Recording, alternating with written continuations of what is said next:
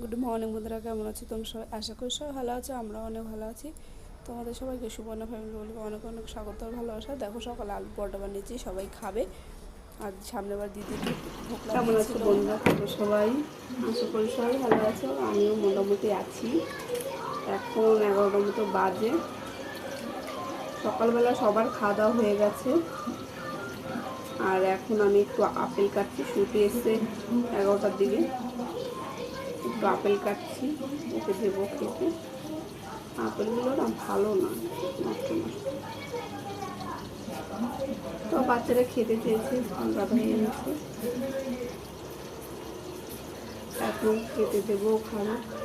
আবার ছিলকা ছাড়িয়ে না দিলে খায় না, খোসা থাকলে আবার ফেলে দেয়। খোসাটা কেটে দিচ্ছি। আগে তো বুধবার, আজকে ডাল রান্না করবো আর বেগুন ভাজবো।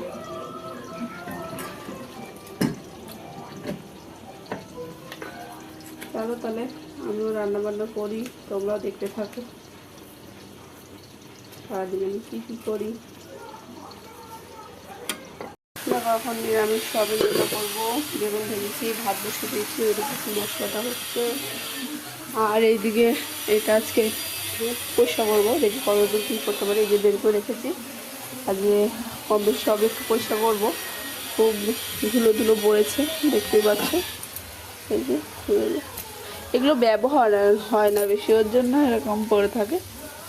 চলো আজ একটু পরিষ্কার করে নিই ঘরটা।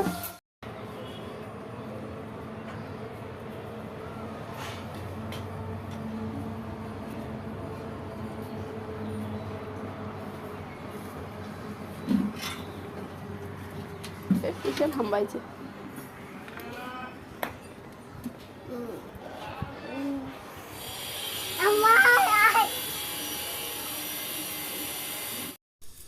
দেখো এখানে অনেক সেই যে ডাব্বা ডুবি ছিল, ওগুলো ইউজ হয় না বলে ধুলো পড়ে পড়ে একদম নোংরা হয়ে গেছিলো।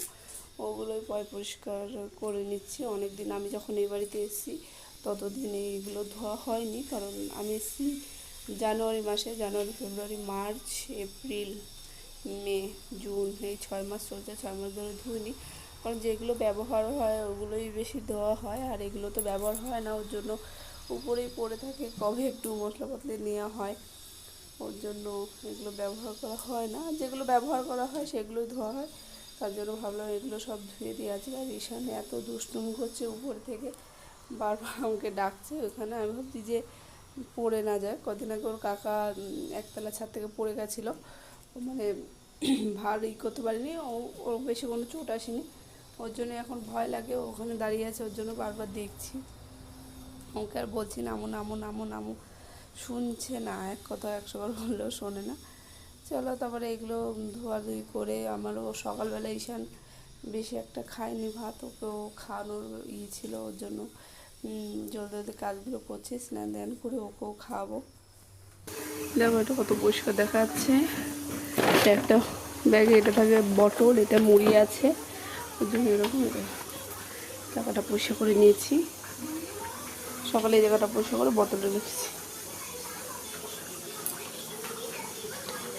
এই যে রান্না শেষের পথে আমি গরম মশলা দিয়ে নামিয়ে রেখেছি।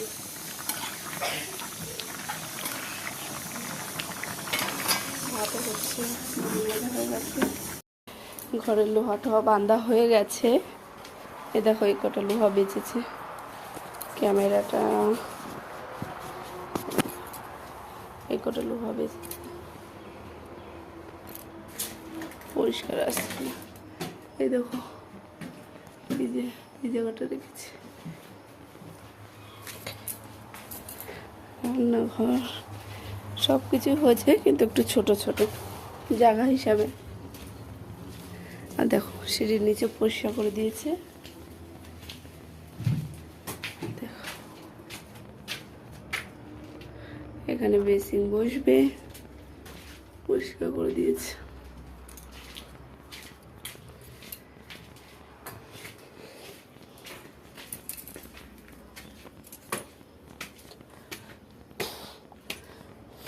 সব জায়গায় লোহাটাও বাঁধা হয়ে গেছে।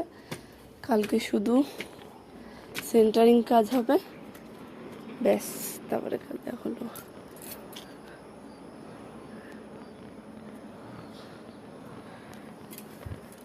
সিঁড়িতেও বাঁধা হয়ে গেছে। আর এগুলো কেন রেখেছে জানি না অবশ্য।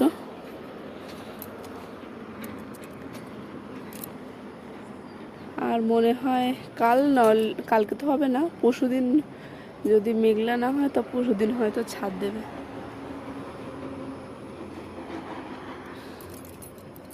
অনেক গেল বাবা লোহা, পুরো 1 লাখ টাকার মনে হয় লোহাই গেছে ওপর থেকে। চলো আমি নিচে যাই।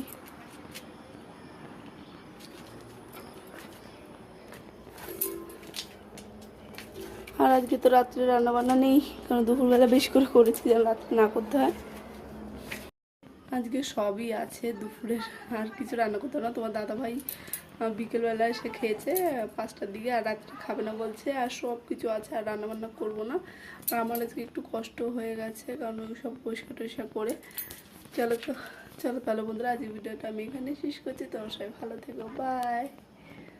আর দেখো এখান থেকে ভিউটা কত ভালো আসছে, মানে আলোটা। চলো।